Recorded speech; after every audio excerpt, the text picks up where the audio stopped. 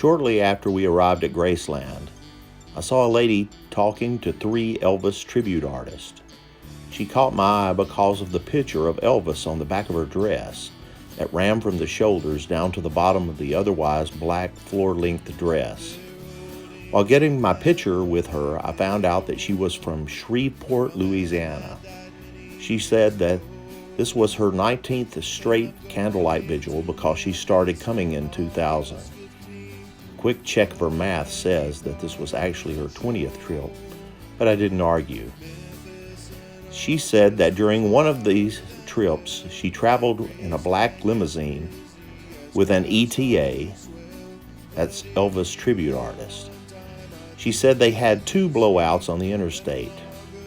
Her husband, who was taking our pictures, said, "And you know a limo only has one spare." As the lady continued to tell her story, I noticed a slight lisp that I couldn't help noticing, especially when she said, "We were stranded on the side of the road until some sweet soul in an SUV stopped and saved us." One fixture of Elvis Week that was gone was the performance tent. We found out that they had moved this activity to an open hall in the new Graceland Exhibition Center. It was nice to have the Elvis tent stuff moved into an air-conditioned area. One of the performers even referred to this part of the building as the tent. We had been calling it the tent even before we heard him say it. This area was where the most faithful Elvis fans gathered, so it was the best area for people watching. One of my favorite moments was after a performance by the winner of the 2018 Ultimate Elvis Tribute Artist Contest, Ben Thompson. Ben is from London and has been coming to Elvis Week for 7 years. I was standing near the corner of the room when he left the stage. He made his way to this corner, followed by a large group of fans who came to get pictures, autographs, hugs, and kisses. There are several of these tribute artists that are all about the same age who have been doing this since they were small children. For them, coming to Elvis Week is like a big family reunion. Their fellow tribute artists were the ones they ran around with when they were little. They still hang out together during the vigil ceremony. Most years we run into them in the streets playing guitar and singing around the shrines set up in the road. During their performances in the tent, they would bring each other up and swap verses and lines of familiar songs. A couple of them even had a shake-off during one of these songs. The people that you meet in line at the vigil ceremony are usually among the most memorable, and this year did not disappoint. Diana was in line behind us.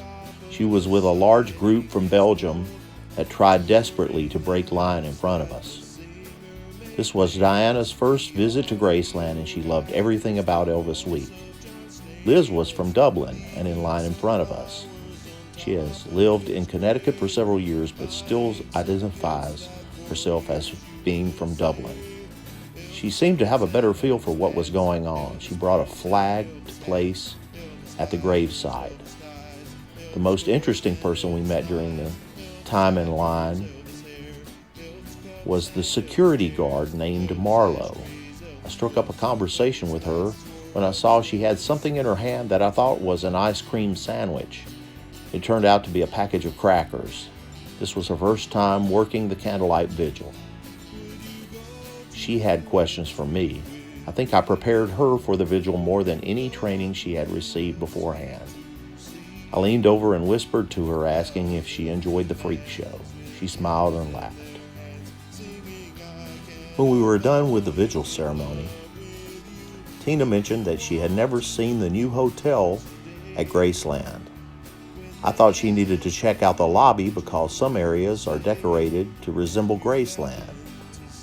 When we walked in the lobby, you could hear the live music from the bar area. We walked up and listened to the blind man who was singing. He was okay, but his voice wasn't that strong, and his guitar playing was sloppy. When he finished, they introduced him as Jose Feliciano.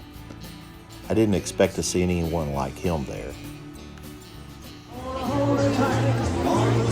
Okay, I'm here at the candlelight vigil, and you might ask yourself, what's missing from the candlelight vigil? I don't have a candle.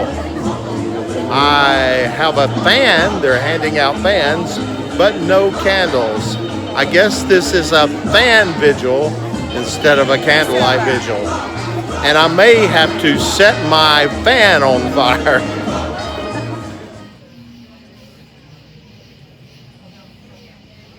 17 years ago tonight, I went to my first candlelight vigil.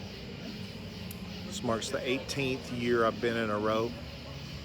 Only one of those years I didn't come up to the grave site. Here I am in front of the mansion after going by. It's been another fun year at Graceland. Maybe you can join me next year.